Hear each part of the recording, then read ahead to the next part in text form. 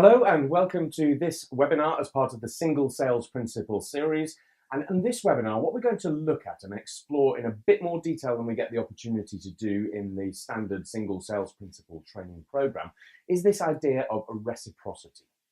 Reciprocity is one of the weapons of influence that was identified by Robert Cialdini in his book, The Psychology of Persuasion. And in this, he actually focuses on this as the number one weapon. It's the first thing that he talks about. So we need to explore a little bit what reciprocity really means and how, in a real practical sense, we can use the ideas of reciprocity to get the best that we possibly can out of our customers. So we'll start with a bit of a definition. What is reciprocity? Well, the idea behind reciprocity is that if we give a little, we get a little in return. And it's the idea that if we do a favour for somebody else, they feel duty-bound or perhaps honour-bound to return that favour to us. It's a human-to-human contact. It's a human-to-human piece of interaction. And it's an activity that almost we have no control over. We feel in a certain way. It's an emotional response to say, do you know what? Somebody has done something for me. I feel more likely to then respond in a positive way to whatever they ask me to do. That's the key. And it's why things like free samples in a sales environment are so common. They're not the most effective, and we'll come on to why in a lot of cases they're nowhere near as effective as they should be. But it's why they exist in the first place. If we give something to our customers, there's some sense of returning loyalty to them, that they need to do something in return because they have received something from us. The gifts that we give them, the freebies that we give away, don't have to be expensive. It's not about the financial value behind it. What it is about the emotional value behind it. How much value do they put on that human-to-human interaction? Not the item itself, but the thought that has gone behind that item. It's like any sort of gift that we give people. It's not the financial value that's there. Actually, it's the effort, it's the thought that makes a gift. Think about Christmas, think about birthdays. It'll make a gift really, really valuable to us. That is where we want to get to with the successful use of this idea of reciprocity. So in a traditional model, what we look at are all of these sort of free things. Oh, it's free, there's a free gift, buy now, get this, all of that sort of stuff. And it works. It's actually highly effective. And one of the reasons it's effective is this idea of free is very, very different to even a low price on something. During the Single Sales Principle program, we actually go through this and look at the model of Hershey's, where an experiment was run to compare Hershey's at one price versus Lindor or Lindt chocolate at a much, much higher price. And people still wanted to buy the Lindt because it's a nicer chocolate in most people's minds than a Hershey's chocolate bar is. But once Hershey's goes down to 0 cents per bar, actually people's behaviour changes dramatically because there's something quite magical about the concept of free. So by all means, we can use this idea of something for free as a way of deriving the value from reciprocity from our customers. But we need to be careful that it's not just about here is a free product, here is a free sample, or here is a big discount on something, because there's an awful lot of clutter in this market. The challenge is people are getting used to something for free. They're getting used to free gifts with something when you buy it. And because it's something that people are getting used to, because there's a lot of clutter in the market, actually what's happening is it's not cutting through anymore. It's not standing out in the way that it used to stand out. So we need to make sure that any offer, any deal that we put in place to derive value out of reciprocity is something that will stand out for people. And if we can do that, and do that on a really powerful human-to-human level, rather than purely on a financial transaction level, that is where we're going to be able to derive greatest value. So I'll give you an example of this, a really wide-ranging example. There's a survey that was done with 150 students in a leading educational establishment in America. And the idea was this survey was going to ask general questions about the performance of the university and the performance of the department. But instead of just sending out the survey, they divided the 150 people into 3 groups. 50 of the recipients of the survey just got the survey with instructions to fill it in. The second 50 got the same survey through, but on top of the survey, they stuck a post-it note. It didn't say anything on the post-it note, but there was just a post-it note stuck on there. Somebody had actually made a little bit of effort to put something on top of the survey before it went out in the post. For the third group of 50, even more effort was made. Not a great deal of effort, I think you'll agree, but the effort was made to put the post-it note on and just write a very brief note that said, please complete this survey, thank you very much, we appreciate it, that kind of thing. When that was done and they got the results back, the analysis of the results was really quite powerful. For the survey that had no note on it at all, about a third of the respondents actually sent the survey back, 34%. When a blank post-it note was put on, an extra 9 percentage points of people actually returned the survey. That little bit of effort, that little bit of idea of there is a human at the other end of this, it's not just a machine-based transaction, made a difference to what came back, and it went up to 43%. But the real killer statistic in here is that when there was a little handwritten note that requested the return of the survey and made a comment about it being important, it absolutely shot up to nearly 70%. You're looking at a number that is twice as high. You're getting twice as good a response just by accessing the desire to have a human-to-human response for something. Somebody has made a little bit of an effort, therefore I am more likely to make more effort in return. It's a really, really powerful experiment. Imagine if you could get twice as good a response from things. This is a methodology that would enable you to do that. Unfortunately, what we tend to do is fall back on the traditional way of doing things. And let's be honest, we're as guilty of this as anybody. Giving away free pens. Anybody who's been on a L'Amour training program will probably have a L'Amour pen with the 4 different colors around the top. That's great, and there is a reason for doing that. There's branding associated with it. Hopefully it lies around on your desk and gives you good memories and all of that sort of stuff. And the name is obviously printed on the side. That's great. But does it really mean that you are going to now buy a training course, or you're more likely to buy a training course simply because you've got a free pen? You feel honor bound to come to us for your training needs because we've given you a pen? No. Because it's not a proportional thing. Everybody gives free pens. If I look in my bag that I carry around with me all the time, I've got free pens from all sorts of different organisations. And it just becomes a little bit plain, a little bit neutral, a little bit bland. We're not that interested in them anymore. What we need to do is make it a bit more interesting. One of the ways that a charitable organisation tried to do this a little while ago was the British Red Cross. And they actually started to put a tea bag in the letters that they sent out to people requesting sign-ups for direct debits and donations. And the story in the letter that accompanied the tea bag was, sit down, make yourself a cup of tea, take a little bit of time, take 5 minutes to read through this letter, and we hope that you're going to donate. On the initial slice of these that went out, the performance was dramatically better than the performance of any campaign that they'd ever had, because it was different. They were giving something away for free, but it wasn't something of huge value. We're talking about a tea bag here. But what it was doing was breaking the mold of the normal way of doing things. And the idea of sitting back, having a cup of tea, reading about some really important campaigns that we're running and activities to help people around the world actually drove people's behaviour in a really positive direction. But the challenge is, lots of organisations are doing this now. They've seen it as a good idea. They've said, right, we'll copy that, we'll replicate that, we'll go and do it. And if you Google this, if you go online and you have a look at this, the responses that you get to this sort of activity, you're actually getting a degree of cynicism coming into it now. A degree of calculation that says, why are they sending me this stuff? Because it's costing them money, and surely that money could be better used elsewhere, and so on. Because it is no longer new, because it's no longer innovative, because it's no longer feeling special, you're actually damaging the reciprocity. You're not getting as much back because it doesn't really feel like I'm getting anything, because it's no different to what I would get from a number of different places. So let's have a look at the 5 rules of reciprocity, the rules that make reciprocity far more likely to work. Rule number 1, very, very simple. Always be the first to give.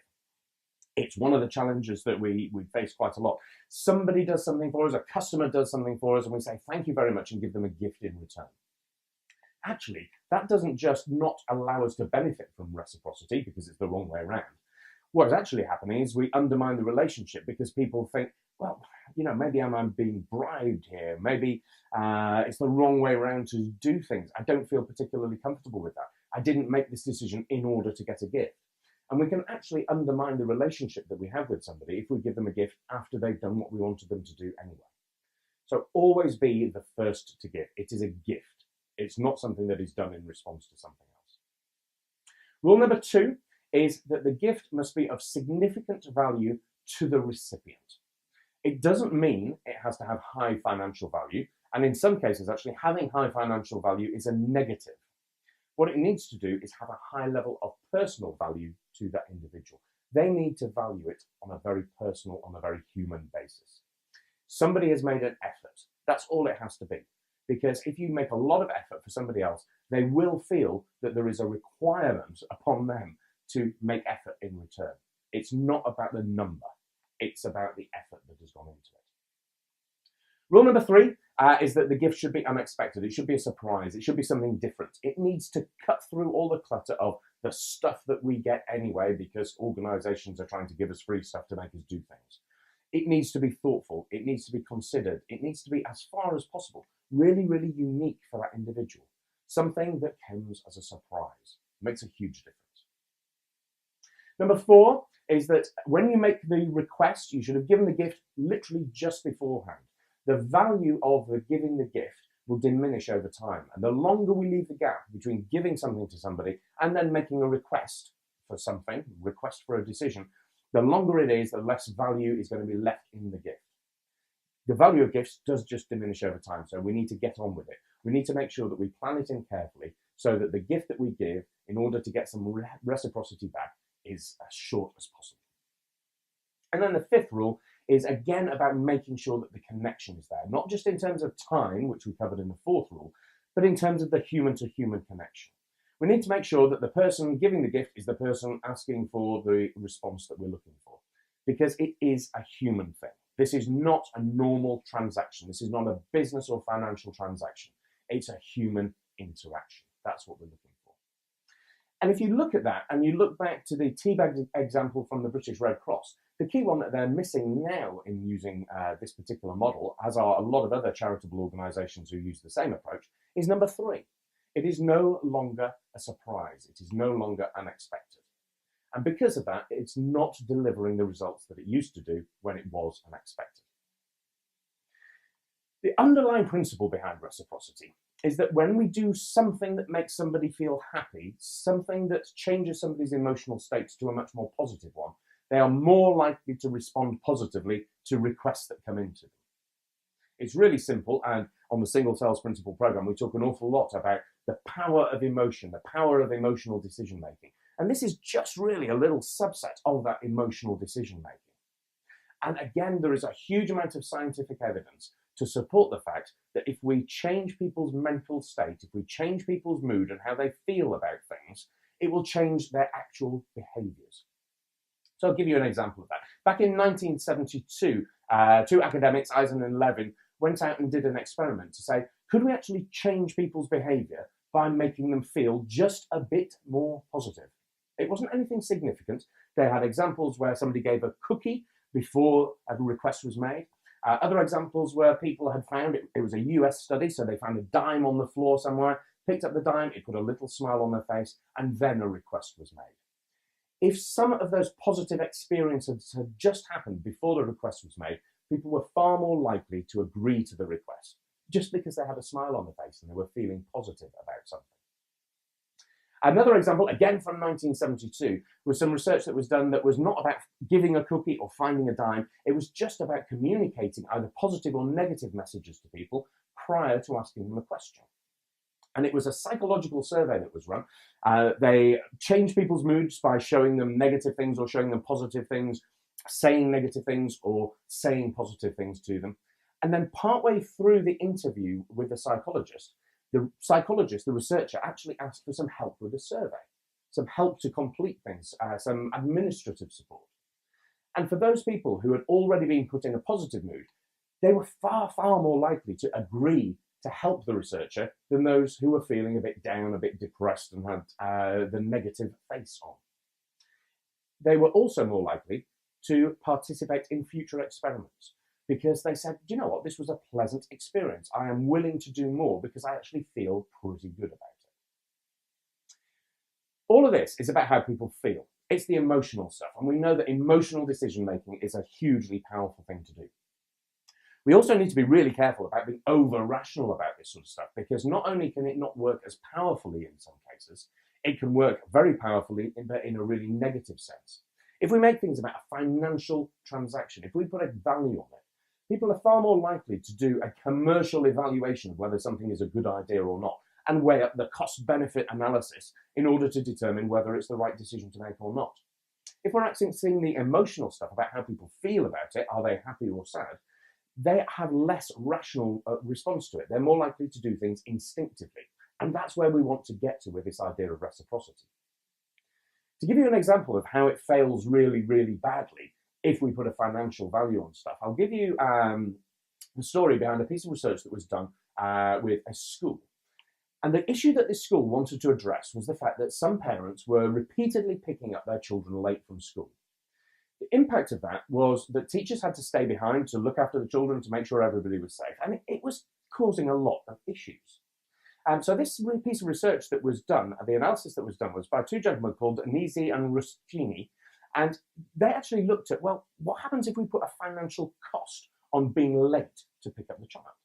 So that's what the establishment did. They actually put a fine in place for adults picking up their children late. The idea, of course, was if there's a fine in place, if there's a very clear cost of doing this undesirable piece of behaviour, fewer people will do it. Fantastic. The reality is, in terms of the results, the opposite was true. More people started picking up their children late because there was a financial impact on it. And the really simple reason behind that is it becomes a cost-benefit analysis. Is it worth this amount of money to be late picking up my child? And more people said, yeah, do you know what? I'm willing to pay a little bit for the ease of not having to get out of work early or rush home from something else that I'm doing. And it became a transaction. In the pre-fine world, what it was actually about was a feeling of guilt, saying, do you know what? I'm doing something that is a bit difficult for the teachers. I don't want to be that parent who is looked down upon because I picked up my child late. Once it becomes a financial thing, a lot of that emotional stuff is stripped out. And we know that the emotional side of decision-making is, in a lot of cases, way, way more powerful than the rational side. So if we go back to the 5 rules of reciprocity, I'm going to kind of summarize them into 3 key things that we really, really need to remember if we are going to design a program that will enable our customers to feel way more positive about us and then hopefully return that favor. The old way of doing it, the old way of designing a lot of these systems was very, very impersonal. It was the same to everybody. It was really predictable because we did tea bags and pens and all of that sort of stuff that people just become used to. And it's also, in a lot of cases, pecuniary. It's about the money. It's about the financial value that is attached to something. We want to flip all 3 of those things right the way around and do the opposite. We want to make it really, really personal. The more personal to the individual we're talking to, the better, because they will attach more value to it if it feels really personal and if it's very much about them. We also need to make sure that it is as unpredictable as possible. It needs to cut through the clutter of all of the messages and all of the things that are received so that it stands out from the crowd. And we also need, as far as possible, to make it non-pecuniary, non-financial. We want to make it about the feeling, not the rational element of calculating some numbers and what is this worth in cash terms to me. So if we can do all 3 of these when we're thinking about what we can do for our customers, what we can just give as a gift to our customers, we are far more likely to get a positive response and derive the benefit of reciprocity in the decision-making that our customers have. So thank you very much for listening to that. I hope it was useful. I hope it sparked a few thoughts about what you can do in your conversations and your activities with your customers. As usual, please do get in touch with us. Ask us questions about this, suggest topics for further webinars in the future. But in the meantime, thank you for listening, and we will see you again next week.